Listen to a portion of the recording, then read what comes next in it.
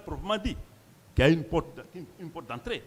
Donc, quand je suis rentré, j'ai trouvé qui? Le premier, en réalité, c'était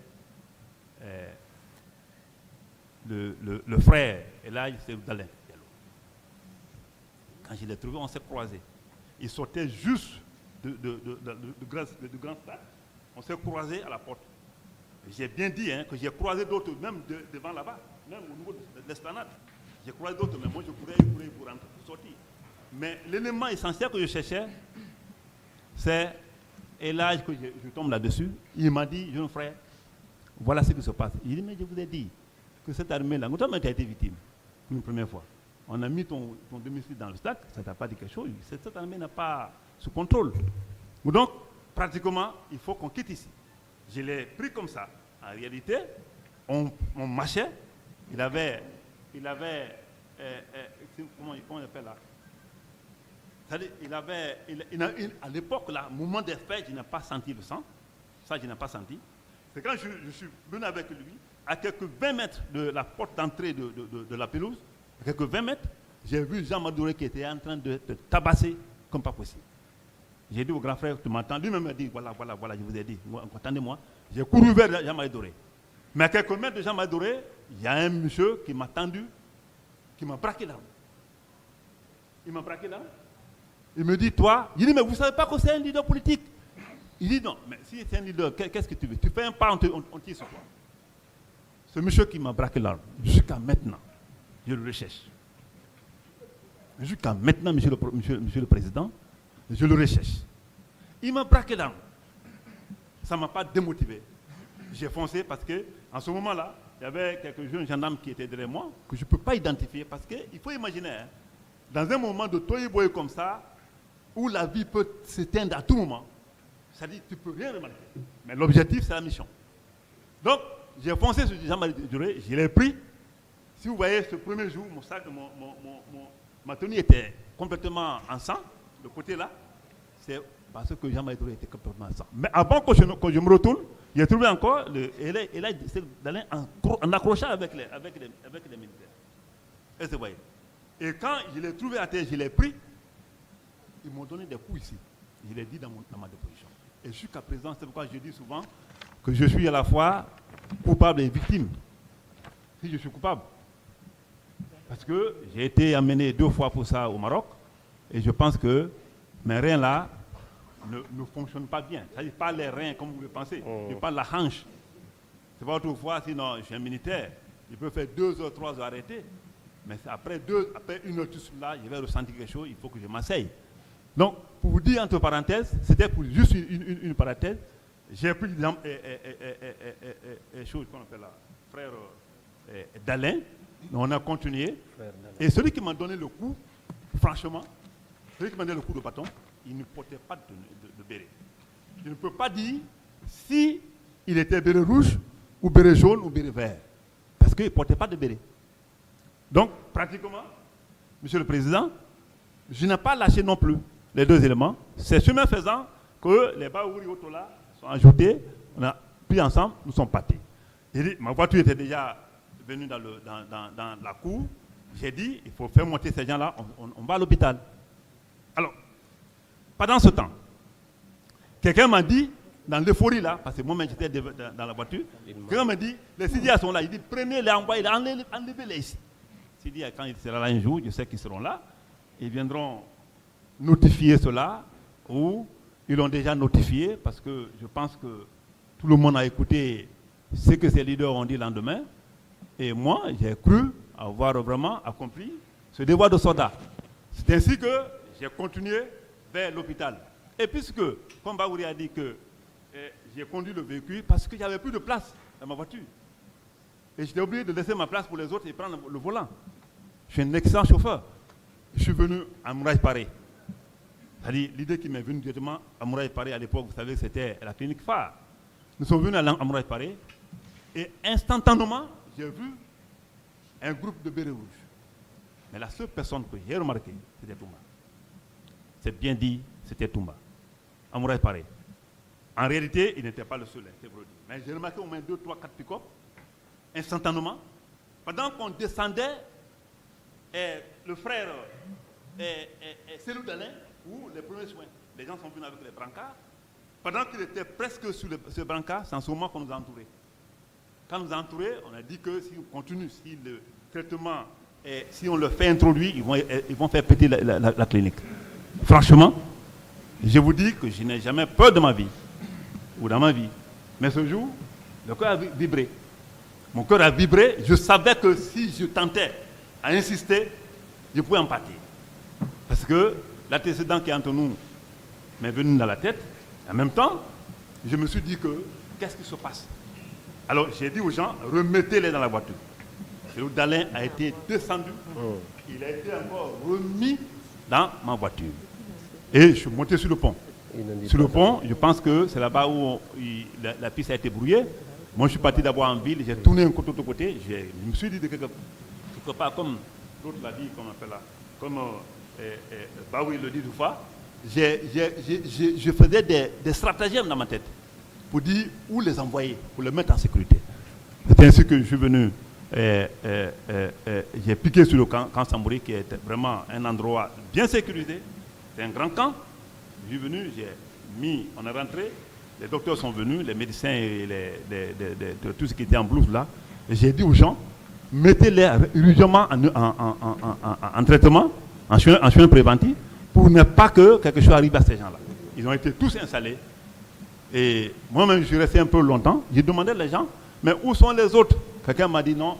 Et les gens les ont envoyés vers, je veux dire ici, vers la gendarmerie. C'était ainsi que vers le soir, je suis remonté, après avoir donné les consignes au camp Sambouri, pour dire que, sauf ceux qui sont porteurs de blues, sinon, aucun autre militaire n'avait le droit de visiter ces leaders. Et c'est en ce moment que je me suis retiré, je suis parti au camp. J'ai trouvé au camp là-bas les totos, j'ai trouvé vraiment un monde maintenant là-bas. Et j'ai trouvé le capitaine Dadis, président de CND à l'époque, vraiment en chaleur. Il criait, vraiment, il était surchauffé. Et j'ai fait mon compte rendu. Je pense que j'ai dit qu'il a demandé aussitôt. Donc ils sont là-bas, oui. Et personne d'entre eux n'est gravement blessé. Il dit oui, il y a le sang, mais je pense qu'ils sont vraiment, leur vie n'est pas en danger. C'est ainsi qu'il m'a demandé de les accompagner, de ressortir avec le Premier ministre Komara, avec le ministre Koutoubou Sano, qui était le secrétaire général à l'époque de la Ligue religieuse, et de m'accompagner. Il fallait leur demander de bien vouloir se mettre en disposition pour aller à la clinique Pasteur à leurs frais. Je suis ressorti avec le Premier ministre Komara, accompagné par Koutoubou Sano également. Je suis revenu encore sur le terrain. Leur dit de ces ministres Komara, Premier ministre Komara qui les a dit, écoutez, on est venu avec le Kona Tcheboro, il est question de vous envoyer, sur instruction du président Dadis, à la clinique Pasteur à ses frais. Alors, ils n'ont pas résisté, les gens se sont mis à notre disposition, nous sommes partis à la clinique Pasteur, on les a déposés, et ceux qui étaient encore au niveau du dispensaire qu'on appelait dans le temps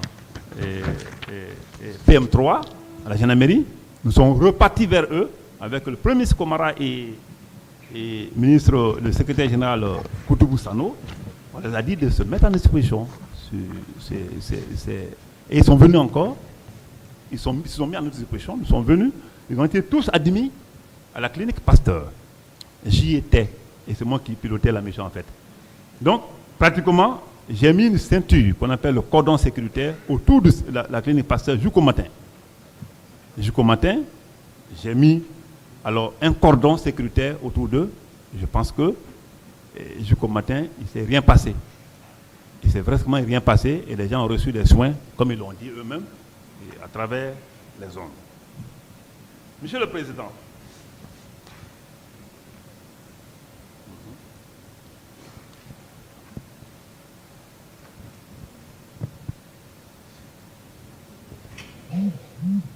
Monsieur le Président, voilà ce jour-ci, ce qui s'est passé. Ce jour-là, ce qui s'est passé. Et jusqu'à présent, moi, j'ai les films dans ma tête.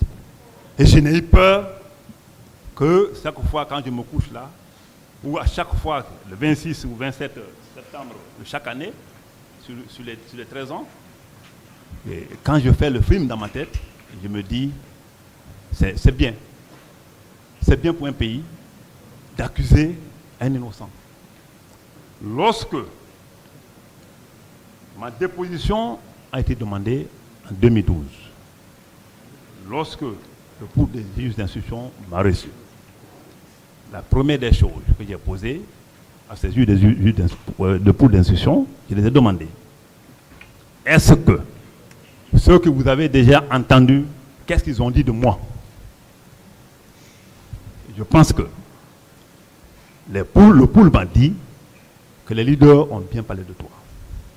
Aucune femme n'a parlé de toi dans le cadre de viol ou ceci ou cela. Alors, quel est alors le mobile de ma présence? Ils m'ont dit, non, tu viens d'abord de ça. Hein. Comme j'ai signé. Je suis un officier supérieur, je ne peux pas revenir sur ma signature, quel que soit le prix à payer. Heureusement, je les ai posé la question de savoir quel est le mobile de moi, ma présence ici. Bon, la non-assistance à la personne en danger, tout ça là, je pense que je pouvais ne pas, on ne pouvait pas me poser la question là ce jour-là. Ils m'ont simplement dit, alors certains vous accusent de ceci, de cela, et je pense que quand vous regardez mes SIR, en aucun moment, j'ai affirmé ce qui est mis sur mon dos. Mais ce qui a été paradoxal, et ce que je ne comprends pas jusqu'à maintenant, je les ai dit ce jour, si quelqu'un, par méchanceté des Guinéens, parce que le Guinéen est méchant, si quelqu'un parlait de moi, que j'ai commis un acte quelconque, hein, allant dans le sens contraire du droit, il dit, j'aimerais que vous me confrontiez à l'intéressé avant de prendre votre décision. Parce que la loi, c'est la loi. Et j'ai été promis que je serai confronté à tous ou toutes celles qui viendra me porter un préjugé sur mon dos avant de prendre leur décision. Malheureusement. Malheureusement. Malheureusement.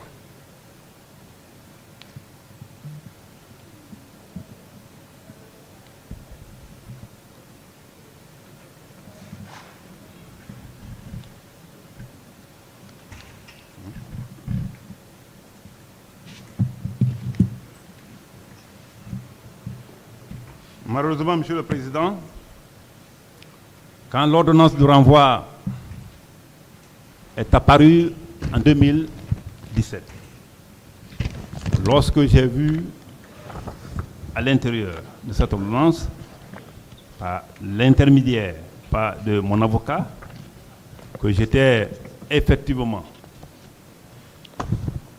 accusé ou inculpé pour des faits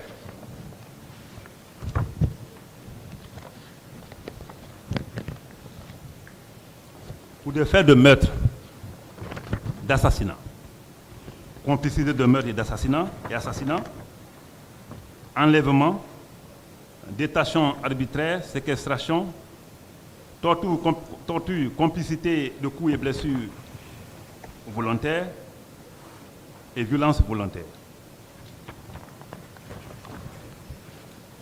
Et plus loin, qu'une certaine... Et plus loin, Monsieur le procureur,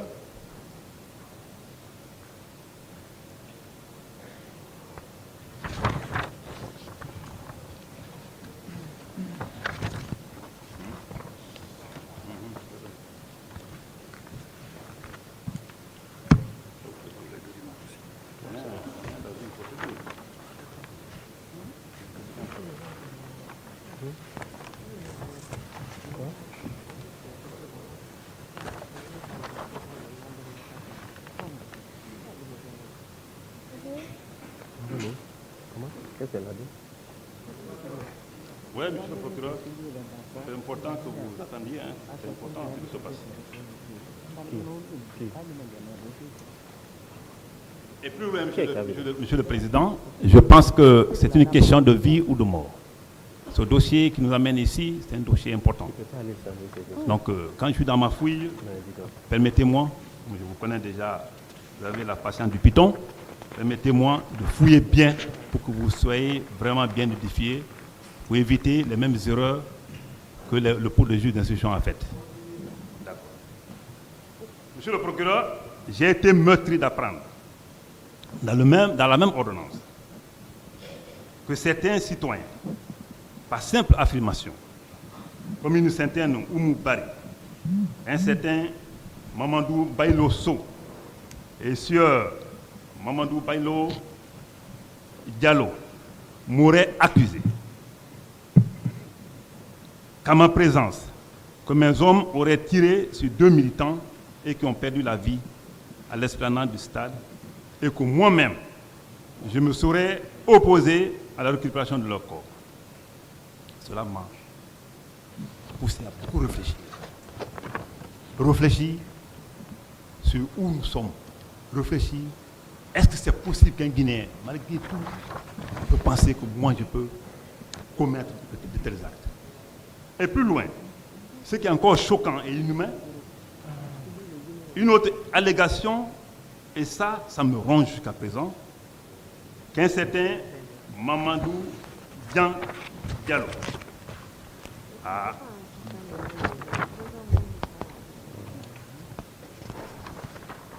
a confirmé ou affirmé que moi-même je m'aurais rendu coupable de meurtre en tirant sur un militant.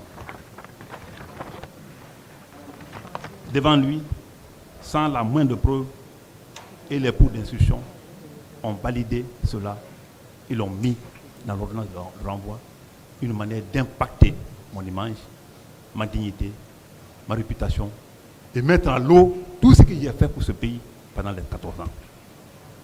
Monsieur le Président, je pense que cette ordonnance de renvoi, comme si c'était la Fatia, a impacté le colonel Djeboro.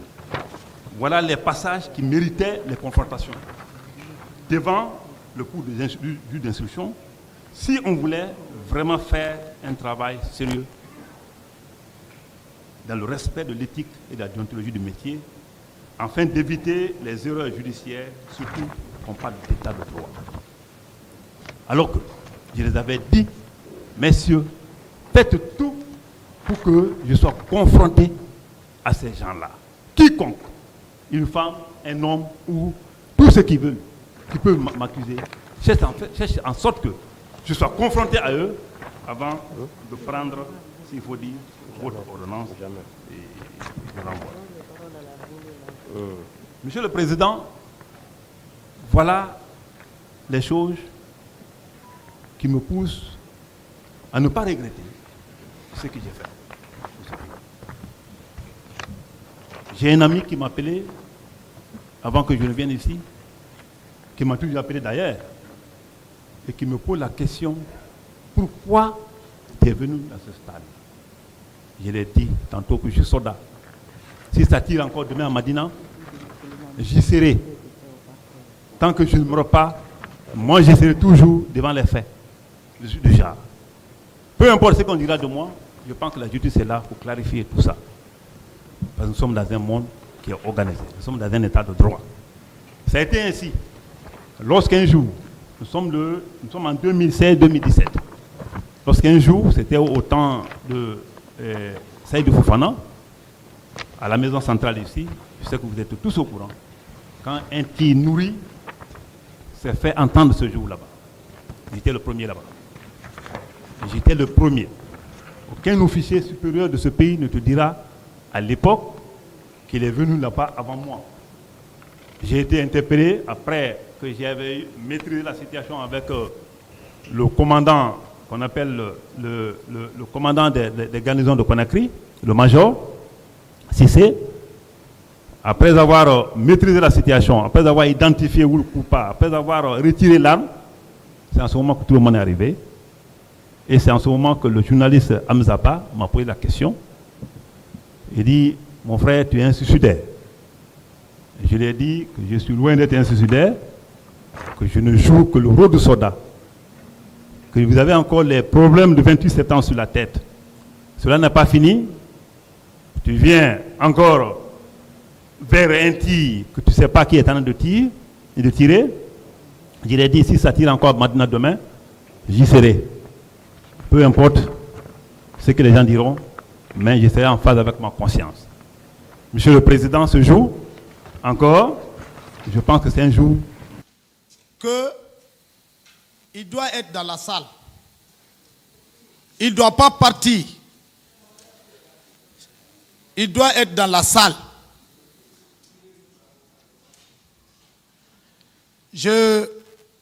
Vous savez, nous sommes devant une juridiction criminelle. Moi, ma personne, je suis dans ma 14e année du 2e mois. Monsieur Breté, vous êtes un grand avocat et je vous ai choisi comme un père. Je voudrais la sagesse que vous avez gardée pendant tout ce temps vous revienne.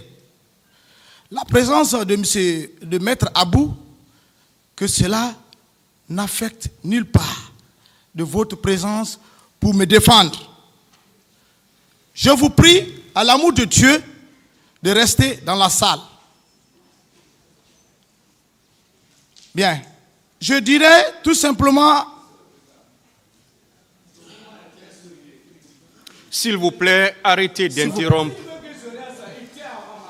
S'il vous plaît,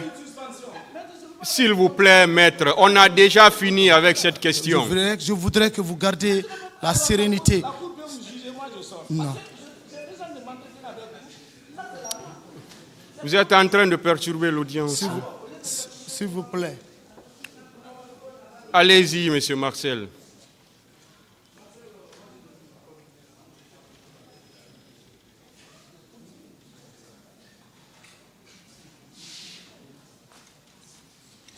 Ainsi va la vie.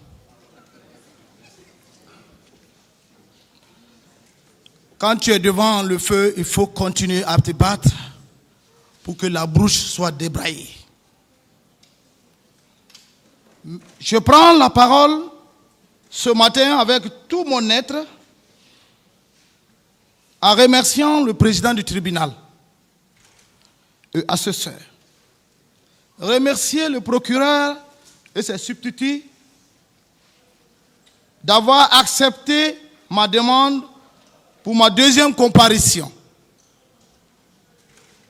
afin de sortir dans ma stratégie de silence de vérité. Car cette stratégie était purement personnelle. Car je suis un militaire stratège.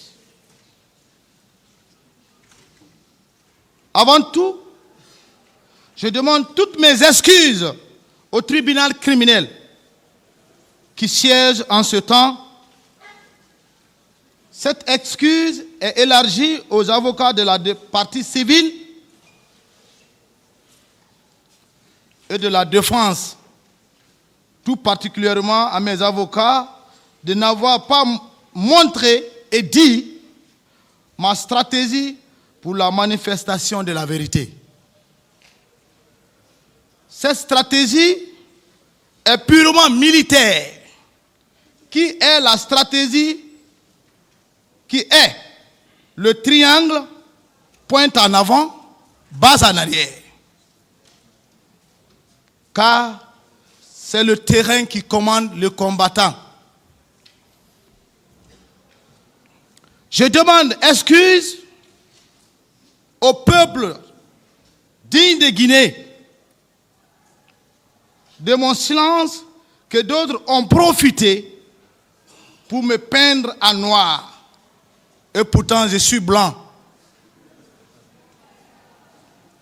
Je sais que vous allez me comprendre dans le développement de mes déclarations tout à l'heure.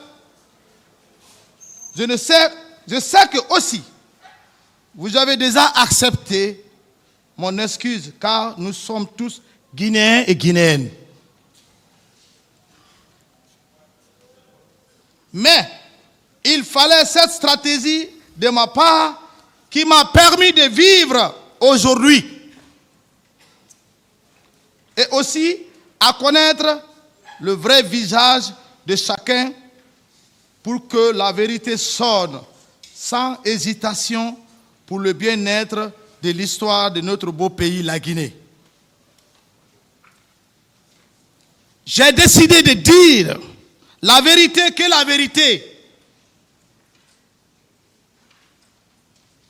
Je suis devant Dieu, que Dieu seulement de dire la vérité. Car il est écrit dans la Bible, la parole de Dieu, dans Matthieu chapitre 5, le verset 34 à 37. Moi, c'est Jésus-Christ qui parle.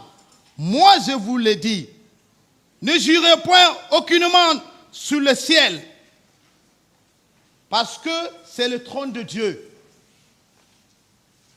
Ne jurez pas sur la terre, car c'est le marchepied de Dieu. Ne jurez pas ni seulement sur Jérusalem, parce que c'est la vie du grand roi. Ne jurez pas non plus par la tête, car tu ne peux rendre blanc ou noir un seul cheveu. Que votre parole soit oui, oui, non, non. Qu'on nous ajoute. Ce que l'on ajoute vient du malin. Sur la base de ces versets bibliques, je m'en remets à Dieu de dire que la vérité. C'est au tribunal d'apprécier cette vérité. Et je sais que ce sont des professionnels. Et je ne doute pas de leur appréciation. Car c'est la vérité qui va sonner tout à l'heure. C'est pourquoi certains ont peur que je parle. Et je vais parler. Je remercie Maître Berté, mon père. Soyez courtois. Vous êtes un grand, des grands. Dieu est grandeur.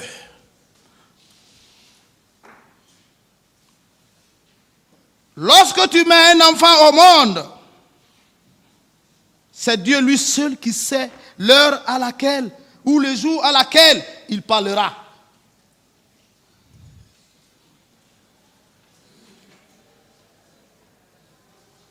Alors, aujourd'hui, Dieu a choisi pour me libérer, pour libérer mon cœur. La vérité et le mensonge sont deux livres parallèles. Et la vérité a toujours eu la victoire sur le mensonge. C'est ça, c'est clair.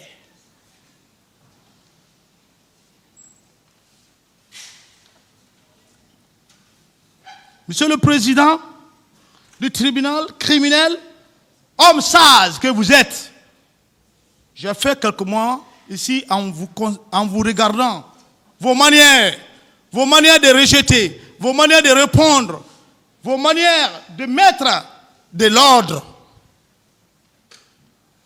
Vous savez, il y a un adage africain qui dit le crapaud ne mord pas. Mais quand tu le piétines, il est obligé de te mordre. Mon cœur souffre. Il faut que je relâche. Je suis un chrétien. Je suis un dirigeant de l'église. C'est nous qui avons bâti l'église, agrémenté l'église de la maison centrale. Je prie pour des gens et ils gagnent la guérison. Je suis un homme de Dieu. Je ne peux pas accepter que mon cœur souffre sans dire ma part de vérité. Quelle que soit la condamnation ou ma liberté, et je sais que je serai libéré dès après cette déclaration.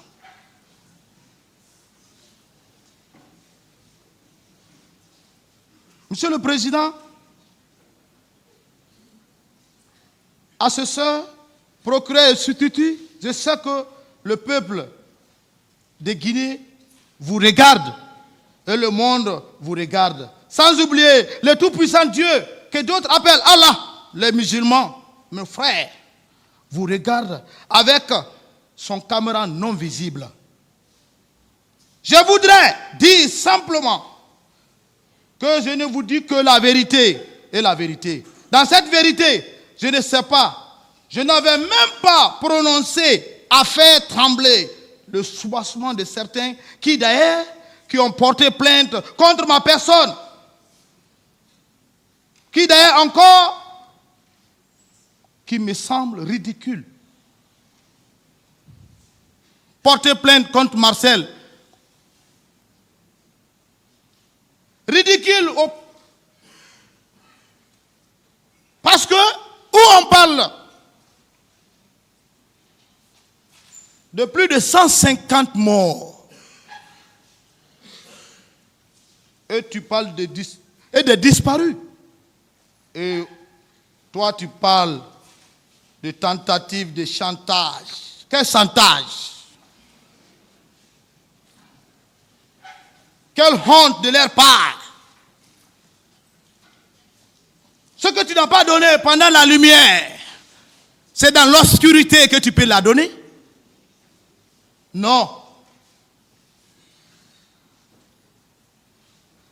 Alors, ils ont voulu m'empêcher, comme j'étais en train de m'empêcher tout à l'heure. Avec leur intimidation, Machiavel, pour ne pas vous relater les faits réels de ce qu'ils ont planifié et faire exécuter par leurs propres gardes parallèles qui ont exécuté leur ordre. Ils veulent se couvrir et couvrir leurs exécutants. Cela ne marchera pas. Le diable est tombé dans l'eau chaude. Il faut la détruire pour le bien-être du peuple et la manifestation de la vérité. Cette plainte est tombée pour un argument, pour mettre en cause de ce que je suis en train de relater maintenant. Mais leur plan a échoué. C'est la vérité. Monsieur le Président, ne regardez pas mon attitude où je suis en train de parler en haute voix ou bien agité. Ce qui est de mon cœur, c'est ce que je vous relate. Je suis un militaire, un vrai militaire, stratège. Et c'est ma stratégie qui a porté le président Moussa Dadis Camara au pouvoir. L'homme qui est devant vous, je suis la clé du pouvoir de Moussa Dadis Camara, le président, capitaine. Toumba Diakité, le commandant, est la porte principale. Ça c'est clair. Nous tous, nous allons mourir pour un jour. Avocat de la défense et la partie civile. Je ne sais pas, des accusés et de la partie civile, bien sûr la défense et la partie civile des avocats. Je vous déclare, et le tribunal, la clé du pouvoir de Dadis, c'est le capitaine Marcel Guélavogui. Sans moi, Dadis, le président, n'allait pas accéder au pouvoir. C'est pourquoi j'ai décidé de déclarer, parce que c'est ce qui a fait trembler certains. Quand Marcel va parler, c'est fini. Ce que j'ai fait, je le dirai ici à la barre. Ce que j'ai vu, je le dirai. Je ne suis pas venu pour déclarer ou pour confirmer ce que quelqu'un a dit ici. On ne peut pas me peindre en noir. Toute l'armée guinéenne me connaît. Je continue, c'était entre parenthèses, Monsieur le Président. Je veux que vous preniez la lenteur de la sagesse que vous avez, Monsieur le Président. C'est très important. C'est l'histoire de notre pays. Beaucoup ont pensé ici, ils ont falsifié leurs procès-verbaux avec des multiples questions. Tout ce qu'on a entendu ici, c'est le faux. Assumez ce que vous avez planifié. Monsieur le Président, et à ce sein, avec tout le respect, sous votre haute autorité sagestiale, m'empêche de vous dire que la vérité, seulement que la vérité. Mon silence, au départ, était une stratégie personnelle pour plusieurs causes. Pour la manifestation de la vérité. Car l'homme président d'Addis, je le connais avec son plan Machiavel qu'il a. Mais moi, Marcel, il me connaît. Qui suis-je? Et c'est mon plan, accompagné par plusieurs d'autres qui lui ont porté au pouvoir. Le peuple saura qui a fait quoi, qui est qui. Le populisme est terminé et ça prend fin.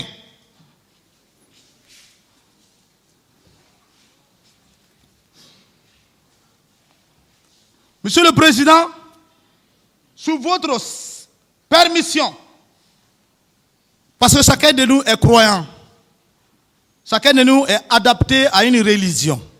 Je voudrais prier dans ma propre langue, Thomas. Je suis Thomas, pour que le peuple loma attende leur fils, que c'est un Thomas qui était Marcel, l'histoire écrira. Je vous prie de m'accorder que je prie dans ma langue. Même il n'y a pas un traducteur, mais Dieu lui entendra, parce qu'il entend toutes les langues. C'est lui qui nous a créés à son image. Genèse chapitre 1, le verset 26. Est-ce que ça va pas être long? Et est-ce que vous pouvez, pas long, s'il vous plaît, est-ce que vous pourrez le traduire après pour nous? Oui, je peux traduire. Que ça ne soit pas long.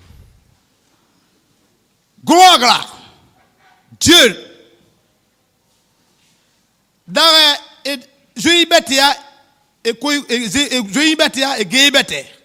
C'est toi qui as fait le ciel et la terre.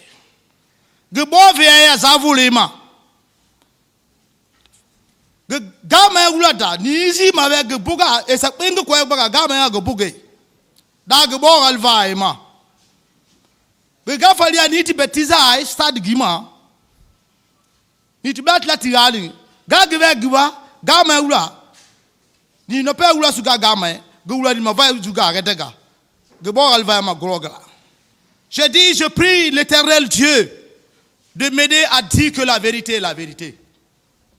Je prie pour les victimes, ceux qui sont morts, que Dieu les accorde le paradis. Et ceux qui sont disparus, qu'on puisse trouver où on les a ensevelis, pour que les victimes puissent faire leur deuil. Amen. Merci, Monsieur le Président, pour ce petit temps.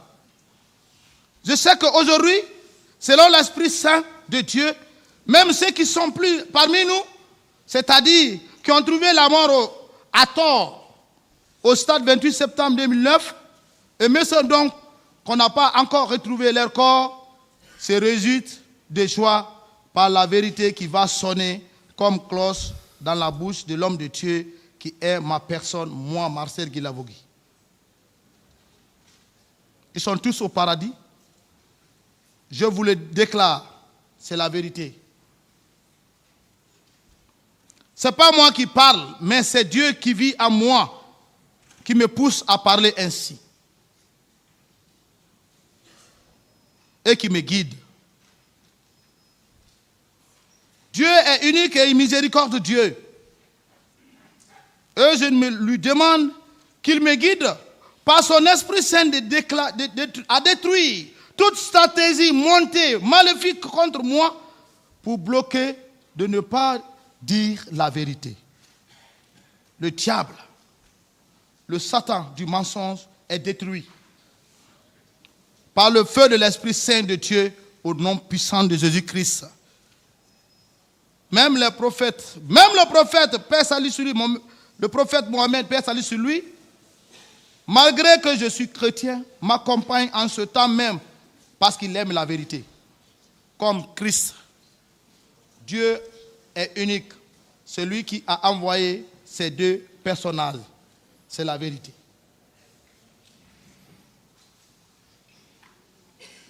Monsieur le Président, et assesseur, Monsieur le procureur et substitut, sous votre haute autorité, permettez-moi, je vous prie de prendre attention, car je voudrais développer mon message, si vous me permettez, pas pour donner un enseignement, mais qui est un acte contribuable à la manifestation de la vérité, à aider, dans le vrai sens, le tribunal à prendre une très bonne décision pour la finalisation de décisions meilleures pour l'histoire de notre beau pays, la Guinée. Machiavel. Beaucoup ont parlé de Machiavel. Leçon de réalisme pour devenir un fin stratège. Nicolas Machiavel est le plus célèbre des conseillers de tous les temps. J'ai attendu 13 années. Durant ces 13 années, je souhaitais vivement qu'il y ait un procès. Aujourd'hui, c'est chose faite à la faveur des changements intervenus dans notre pays le 5 septembre 2021. Je me tiens devant vous, Monsieur le Président, non pour accuser une personne, je tiens à le préciser. Je viens ici pour témoigner. Je ne suis pas là non plus pour disculper une personne, ni pour accuser, ni pour disculper. Je tiens à insister sur ces deux termes. Je viens ici aujourd'hui pour plusieurs raisons, Monsieur le Président. D'abord par devoir envers toutes les victimes de ce drame, des centaines de femmes qui ont été violentées, des centaines de personnes qui ont été assassinées, des milliers de personnes qui ont été blessées au cours de ce drame. C'est pour cela que je suis venu. Et je suis ici par devoir, je l'ai dit, parce que je considère cela comme une obligation. Il était de mon devoir de venir ici, dire à ce tribunal ce que j'ai vu, ce que j'ai vécu. Et c'est pour ça que je me tiens devant vous. Vous me permettrez, Monsieur le Président, avant de vous donner le film de la journée du 28 septembre, de cette journée funeste, vous me permettez de faire un petit retour en arrière. Et comme vous le savez, Monsieur le Président, au lendemain du drame du 28 septembre, le secrétaire général des Nations Unies, M. Ban Ki-moon, avait dépêché une mission d'enquête internationale à Conakry. Cette mission était conduite par un éminent juriste africain, M. Bedjaoui, Mohamed Bedjaoui, qui a séjourné ici à Conakry et qui, à son retour à New York, a fait rapport au secrétaire général des Nations Unies et au Conseil de sécurité. Et dans ce rapport, la mission estimait que les crimes qui se sont passés à Conakry au stade du 28 septembre étaient des crimes d'une gravité, d'une très grande gravité. Et la mission a qualifié ces crimes de crimes contre l'humanité. Et c'est à ce titre que la Cour pénale internationale a été choisie, a été saisie. Et la Cour pénale saisie, elle a ouvert une enquête préliminaire. Et à la faveur de l'élection présidentielle de 2010, le gouvernement issu de cette élection a décidé, au titre de la complémentarité, d'organiser ce procès ici à Conakry. Vous me permettrez, Monsieur le Président, puisque je parle du statut de Rome, vous me permettrez de vous en parler parce qu'en 1998, j'étais à Rome. J'étais le chef de la délégation guinéenne à la conférence diplomatique qui a négocié et qui a adopté le statut de Rome qui a créé la Cour pénale internationale. J'étais le chef de la délégation, j'étais accompagné par le procureur Yves Aboli. Pendant 3 semaines, les plénipotentiaires ont passé en revue toutes les questions relatives aux grands crimes qui étaient commis un peu partout dans le monde, dans la région des Balkans et surtout en Afrique. Nous avons défini ensemble les crimes qui devaient relever de la compétence de cette nouvelle juridiction internationale.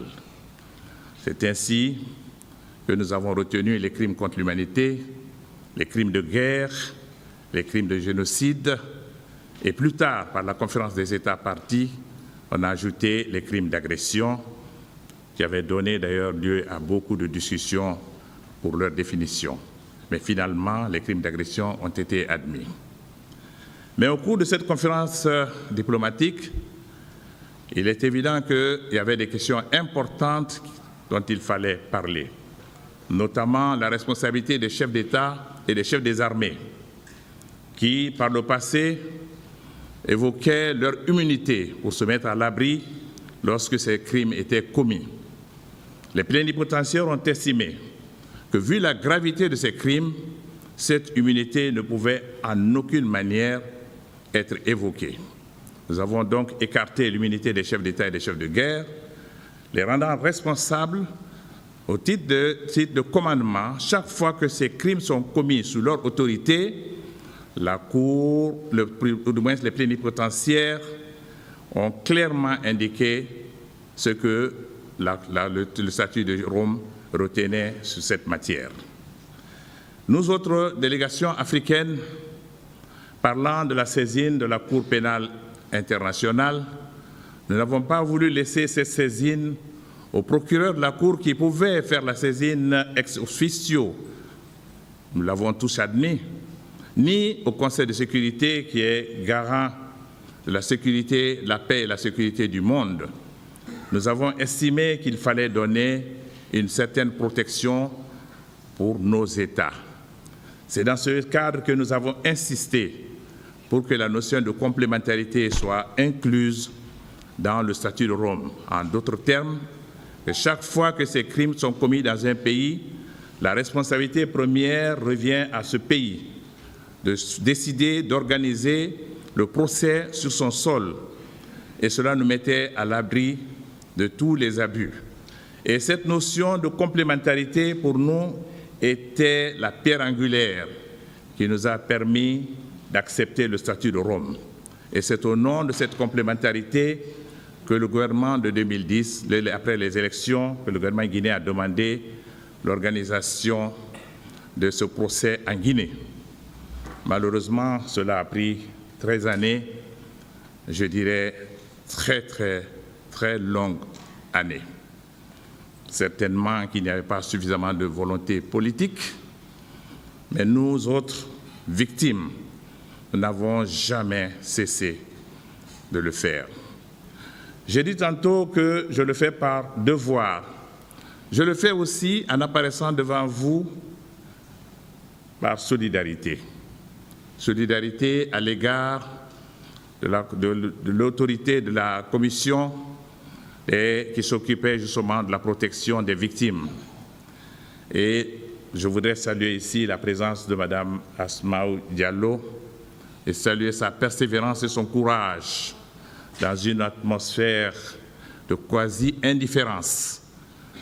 Et personnellement, pendant ces 13 années, plusieurs personnes ne me croyaient pas quand je leur parlais de ce qui s'est passé au stade du 26 septembre. Plusieurs personnes ne pensaient pas qu'on pouvait violer des femmes en pleine journée. Plusieurs personnes ne croyaient pas qu'on a tué des centaines de personnes au stade du 28 septembre. Monsieur le Président, j'y étais. J'étais au stade aux côtés de mes autres compagnons des forces vives. Je ne voudrais pas revenir sur les préparatifs de cette journée. Notre collègue qui est passé avant moi et qui était le président de la commission d'organisation vous a fait un exposé exhaustif des préparatifs de cette journée du 28 septembre que nous avions choisi pour les raisons qui ont été déjà largement évoquées et qui correspondaient à notre vocation de dire non à la candidature des membres du CNDD ou du gouvernement, conformément aux engagements qu'ils avaient librement pris devant le peuple de Guinée, devant la classe politique guinéenne, devant la CEDEAO, l'Union africaine, la francophonie, les Nations unies et tous les partenaires internationaux de la Guinée. Il était évident que le CNDD s'était engagé, après la prise de pouvoir, à organiser rapidement des élections démocratiques pour la restauration de l'ordre constitutionnel. Il s'était engagé à ne pas être candidat. Mais à notre grande surprise, nous avons constaté plusieurs faits qui nous ont montré que c'était des manœuvres préparatoires pour préparer le terrain à une candidature des membres du CNDD, ce à quoi nous étions fortement opposés. C'est la raison pour laquelle nous avons décidé d'organiser ce meeting, un meeting pacifique. Il est évident qu'on nous avait, on vous l'a déjà dit ici, que nous n'avons pas eu de retour pour organiser à l'intérieur du stade que nous avons choisi comme lieu de la conférence, mais nous n'avons pas eu non plus d'opposition pour organiser sur l'esplanade du stade du 28 septembre. Le matin du 28 septembre, donc, j'ai reçu à mon domicile les principaux responsables de mon parti. Mais auparavant, Monsieur le Président, je tiens à souligner que toutes les réunions des forces vives, pendant au moins une dizaine de jours, nous avons tenu des réunions régulièrement, en pleine journée, au siège de mon parti à Taouya. C'est là où les forces vives se réunissaient. Et nos réunions étaient publiques. Nous savions que nous étions infiltrés par les éléments du gouvernement, mais comme il ne s'agissait pas d'un complot, nous avons tenu les réunions en pleine journée, les portes ouvertes et dans un espace largement ouvert. Et nous avons communiqué sur les radios locales pour appeler nos militants, pour dire à tous les Guinéens que les forces vives étaient opposées à la candidature des membres du CNDD à une élection. Nous avions constaté aussi qu'on avait inversé l'ordre des élections, puisqu'il était prévu d'organiser des élections législatives et ensuite des élections présidentielles. Par des manœuvres par un comité ad hoc qui avait été mis en place, l'ordre des élections avait été renversé et ils avaient mis l'élection présidentielle avant l'élection législative. Ce que nous redoutions à l'époque, c'est ce qui s'est produit malheureusement en Guinée. Après l'élection de 2010, il nous a fallu 3 ans, 3 années de douleur pour pouvoir organiser des élections législatives. Parce que nous qui étions en faveur de l'élection législative avant les présidentielles, nous savions que pour avoir des élections justes, il fallait mettre en place d'abord un Parlement qui aurait donné une image plus réelle des partis politiques sur le terrain et qui correspondait à une espèce de proportionnel. Et que nous savions aussi qu'une fois qu'on aura le Parlement, le chef d'État qui sera élu ne serait pas capable de manipuler les élections pour nous donner un Parlement. Malheureusement, ce schéma n'a pas été respecté et les manœuvres du comité ad hoc ont donc permis d'inverser l'ordre des élections pour choisir la présidentielle avant les législatives. Donc c'est un ensemble de situations qui nous ont donc amenés, Monsieur le Président, à dire qu'il fallait que les forces vives fassent entendre leur voix. On vous a parlé de la visite du président Ouad, on vous a parlé des réunions des élus qui avaient été convoquées, nous avons vu les images à l'époque, on vous a parlé de la visite du vice-président du CNDD à Massanta, vous avez écouté son discours de campagne à Massanta, on vous a parlé de l'abbé, de Friguia, et moi-même j'étais à Kankan quelques jours avant le 28 septembre, j'ai vu les manœuvres qui étaient en place pour préparer la visite du président du CNDD à Kankan.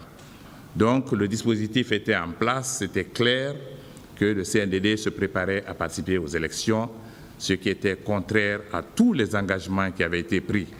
Et malgré tous les efforts déployés par le groupe international de contact qui avait été mis en place et qui comprenait les Nations unies, la CEDEAO et l'Union africaine, le CNDD n'a pas reculé.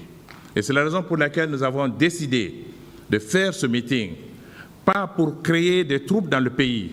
Nous avons voulu le faire dans un endroit protégé, en appelant l'ensemble de nos populations. Pendant des semaines, nous avons fait une campagne médiatique.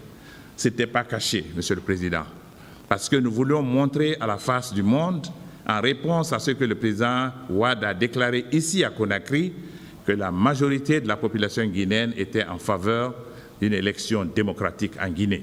Et c'est la raison pour laquelle nous avons choisi cette date. Donc le matin du 28 septembre 2009, comme je le disais tantôt, mes militants se sont retrouvés à mon domicile très tôt le matin. Nous avons pris le petit déjeuner ensemble dans une atmosphère de confiance et nous avons démarré ensemble pour aller vers le stade. Je me suis séparé de mes militants et militantes et je suis passé prendre mon collègue Sidia Touré à son domicile. Arrivé au niveau du stade, nous avons vu que le stade était déjà été rempli de monde parce qu'il y avait déjà une première pluie fine le matin. Eh bien, le monde était déjà nombreux. Nous avons dû contourner, passer par l'Andrea pour rejoindre le domicile de notre porte-parole, le regretté Jean-Marie Doré à Donka. Nous étions les derniers arrivés, tous les autres collègues étaient présents. Et lorsque nous sommes arrivés, on nous avait informé qu'il y avait eu des problèmes au stade. Et Jean-Marie nous a informé qu'il attendait une délégation des religieux, mais compte tenu déjà de l'atmosphère vers sur l'esplanade, nous avons estimé qu'il fallait qu'on rejoigne nos compagnons. Parce que je voudrais vous dire, Monsieur le Président, que durant les préparatifs, nous avions pris les engagements sur toutes les radios privées pour dire que cette fois-ci, les premiers responsables seraient présents. Et parce qu'il était de pratique, moi, c'était la première fois que je participais aux activités politiques en Guinée, mais j'étais un observateur politique avant. Et j'avais constaté, comme tout le monde, que des manifestations violentes s'étaient passées en Guinée, mais que chaque fois qu'il y avait ces manifestations, les leaders étaient absents. Certains avaient pris les vols pour aller à l'extérieur et on envoyait les militants devant. Nous avions donc pris la décision que cette fois-ci, nous serions là, présents et devant nos militants. C'était une décision ferme et tous les premiers responsables étaient présents ce jour-là, à l'exception du président du RPG qui avait quitté Conakry quelques jours plus tôt. C'est ainsi que nous sommes partis du domicile de M. Jean-Marie Doré, situé à Donka, à pied. Nous étions tous là. Et lorsque nous sommes arrivés au niveau de la fondation Fondis, je crois que vous vous rappellerez, ce sera à peu près en face du 2 août et de l'université, c'est là où nous avons rencontré un peloton de gendarmerie qui était commandé par M. Moussa Kegoro Kamara. Il y a eu une longue discussion avec lui souhaitant que nous puissions changer la date.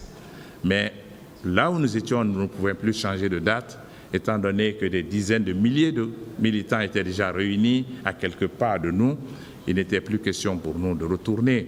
Cela aurait constitué peut-être une trahison de notre part si nous n'avions pas rejoint nos militants qui étaient déjà massivement mobilisés. Lorsque ces militants se sont rendus compte, puisqu'ils n'étaient pas loin, ils n'étaient pas loin de là où nous étions bloqués, lorsqu'ils se sont rendus compte que nous étions bloqués, il y a une foule nombreuse qui a convergé vers nous, qui a fait sauter le verrou.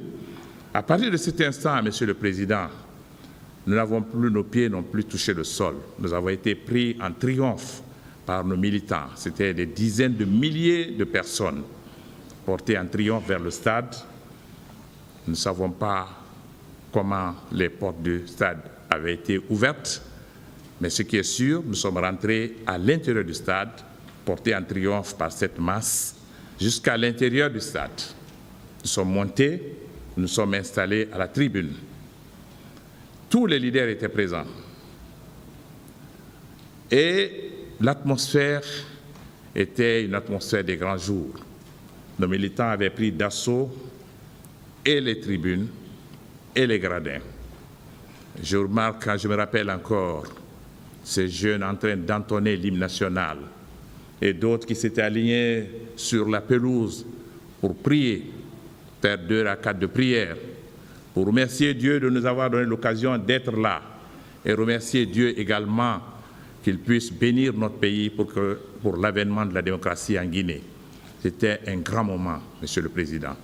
J'étais là et je regardais ce spectacle avec beaucoup d'encouragement pour l'avenir de notre pays. À un certain moment, nous avons vu notre porte-parole faire son entrée par le portail de l'entrée des footballeurs. De là où nous étions, moi j'étais sur la première ligne et il y avait Sidi à ma droite, Cellou Dalein, Boubacar Silla et ainsi de suite. Mais nous, notre position sur l'aile gauche était une position stratégique qui nous permettait de voir directement le portail d'entrée. Nous avons vu notre collègue Jean-Marie faire son entrée, ovationné par les jeunes. Et à son habitude, il était en costume cravate et les jeunes l'ont ovationné et nous étions contents que notre porte-parole ait décidé finalement de se joindre à nous.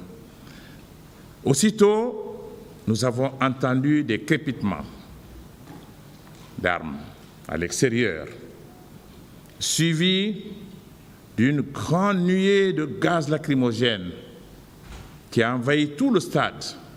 Le stade a été inondé de gaz lacrymogène. Nous étions à la tribune, mais de là où nous étions, on n'arrivait plus à respirer. C'était ma première expérience avec l'odeur ocre et sulfureuse du gaz lacrymogène. Les jeunes ont formé un cordon pour nous apporter, ils avaient des feuilles pour nous protéger.